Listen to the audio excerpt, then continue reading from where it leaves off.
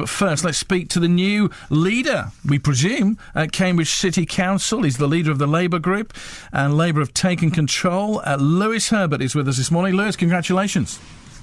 It's been a long night, Paul, but thank you. And I presume you'll be the leader of the City Council? Well, it all changes on the 12th of June. Yeah. So, but you're the man. Well, we won 6 seats, and we now have a majority of 8 and 25 live Labour councillors. Yeah, and not a great night for Labour nationally, though, was it? Not the night that you needed, really. I'm happy to say I don't know nothing about it, but that's a good dodge, I'll give you that. Lewis, a great night in Cambridge, though. We spoke to Tim Bick earlier, and he was very, very disappointed. You could hear almost anger in his voice, really, that they'd been deposed. Why do you think people went for Labour's message rather than the Lib Dems this time around? Well, I think the Lib Dems have lost touch with parts of Cambridge. They were paying people to deliver leaflets in 3 of the wards, and those just kind of told the story that they're not in touch with the whole city. What are Labour going to do differently then? Well, I think we will take account of the whole city. There are parts that the Lib Dems have neglected. We will particularly look at the opportunities from growth, which we will support, including attracting AstraZeneca, but we have to ensure that the benefits are shared much more fairly. So we'll tackle that. We'll also give housing much more priority, and we've got quite a lot of changes to services to take account. It won't all be easy. The government has cut our funding by 40%, and we'll have to become more efficient as a council. We've got a great staff, and it's a partnership with them and the other organisations to make Cambridge an even better place. Yeah, there are concerns, though. I mean, we spoke to Richard Taylor earlier, a blogger in Cambridge. He's with us now. Richard, your concerns are? Well, Labour have told us that they're going to increase the number of enforcement officers the City Council has to deal with things like dog fouling and littering. I'm concerned about the change of the tone of the city if we have more enforcement officers. And Labour have promised a raft of what I would call sort of local government non-jobs, things like a living wage officer, an officer to help people or encourage people to transfer to have water meters, and a Chesterton coordinator to promote local business in Chesterton. I'm just not sure that these are the kind of officers we need in the local council, and if we should be spending our taxpayers' money in that way on campaigning, essentially. Lewis, how do you respond to that?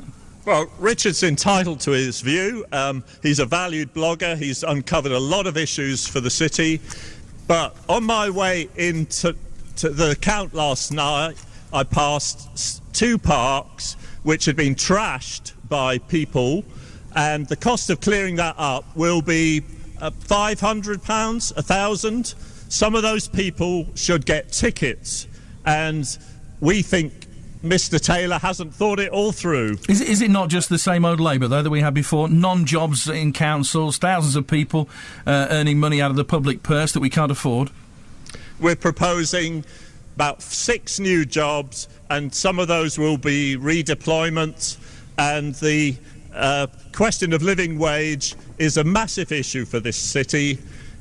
Lots of people can't afford to live here, live the kind of housing that they need, and perhaps Mr Taylor might think through whether people should be paid the living wage in this city. You've not thought it through, Richard. Well, of course, I want people to be able to live on what they earn, but it's a question of how we go about doing that. Do we have an officer in the City Council whose job it is to do campaigning, or should the campaigning be done by people like our councillors and individuals? It's just we don't disagree on the aims here. It's how we go about doing it. We're talking about a part-time officer, and we're talking about employers, including the university and colleges and large employers in this city, who are not paying what people deserve to be earning. What's the first thing that you're going to do? Day one, Lewis, what is going to change? Well, the simplest change will be to reverse the cut in rat and pest control, which will happen as of the council meeting on the 12th of June. That's the most important thing in your intro. No, it is not.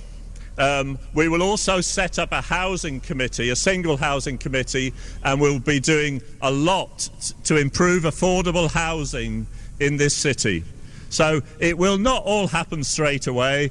Some of it will require careful thought and consultation, and we will listen to views, including Richard Taylor's, but we're determined to improve the city and make the best of the growth that's underway, tackle the congestion. Lewis, thank you for that. Thank you for coming on this morning. It's been an amazing night for Labour in Cambridge. Well done. Thank you. Lewis Herbert, who's the leader of the Labour group at Cambridge City Council, who've taken control in Cambridge, not just by a small margin, by quite a large margin.